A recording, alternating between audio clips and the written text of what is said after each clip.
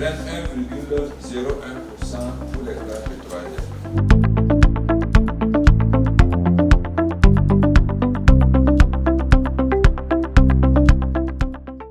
Nous venons de tenir notre premier conseil de direction, de l'année 2024, et qui a consisté sur le bilan des évaluations au niveau de l'enseignement général comme l'enseignement technique.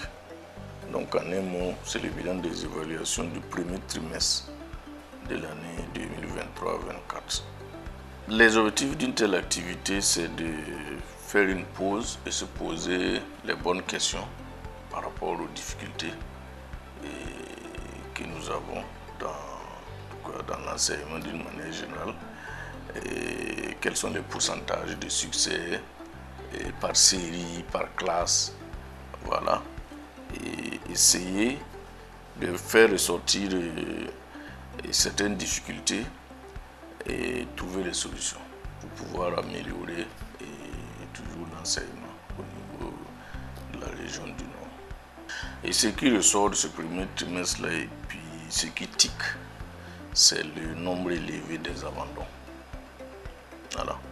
Nous avons en tout cas fait ressortir 4% d'abandon. Et c'est énorme. C'est énorme. Et j'ai invité les uns et les autres à réfléchir. Et pendant tout le conseil, nous avons beaucoup réfléchi avec tous les chefs de service, les DP, les directeurs provinciaux, et puis les chefs de service techniques, ainsi que l'APE. Nous avons beaucoup réfléchi et nous avons tenté de chercher les causes de ces abandons-là. Voilà. Il est vrai que l'insécurité semble être la cause principale, mais le nombre élevé nous fait réfléchir. Nous avons tenté, nous avons pu ressortir quelques causes qui sont très importantes à mes yeux. L'orpaillage est une autre cause essentielle qui continue. Voilà. Malgré l'insécurité, beaucoup d'élèves décident de s'adonner à l'orpaillage. Il y a aussi le manque d'accompagnement. La situation des PDI d'une manière générale montre une précarité dans la vie des enfants, malgré tout le soutien qui peut leur être donné. On a quand même constaté qu'il y a une certaine précarité dans la vie des PDI, voilà, et partant de la vie des élèves, qui les pousse à abandonner. Donc, d'autres ont parlé des pesanteurs socio-culturelles. Voilà. Ils ont remarqué par exemple qu'il y a des enfants qui ne peuvent pas rester au village parce qu'on les a bannis. Donc les autres enfants ne doivent pas les saluer, donc il faut qu'elles quittent le village. Voilà, tout un chacun va essayer à son niveau de voir ce qu'il peut apporter pour résoudre les problèmes que nous avons cités par-ci par-là.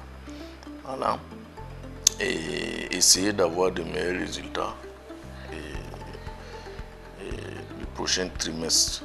Et à notre niveau, nous avons décidé de confier cette étude-là au service de l'encadrement. Et nous allons demander à un certain nombre d'encadreurs d'essayer de faire une étude assez courte, voilà, sur la cause des abandons. Parce que quand même, nous avons fait beaucoup de choses pour les PDI.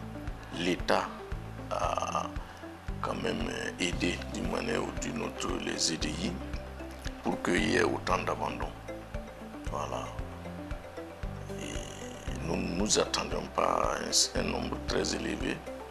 Et si on va citer les bourses, pas que qui aident beaucoup d'élèves, il y a aussi un soutien pour les élèves chefs de ménage, il y a aussi un soutien pour il y a tout un tas, une batterie de mesures, voilà, que l'État a apporté pour essayer de maintenir les élèves à l'école.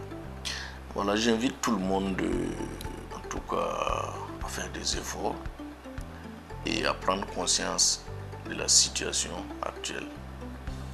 Nous parlons éducation, nous sommes très précis. Si les gens abandonnent, nous n'avons pas atteint notre objectif. Donc moi j'invite mes collaborateurs à garder conscience que notre objectif premier est de maintenir et assurer la continuité de l'éducation, et bien sûr en scolarisant et en gardant le maximum d'élèves en classe. C'est ça notre objectif. Donc nous allons nous battre dès à présent. Voilà, il y a un profilage qui a lieu et qui nous a permis déjà d'identifier les élèves hors école. Il ne faudra pas que ceux qui sont déjà scolarisés quittent l'école pour rejoindre ces rangs-là. Voilà. 1000 et quelques élèves dans la région, c'est vraiment pas intéressant. Donc nous allons nous battre pour diminuer ces abandons-là.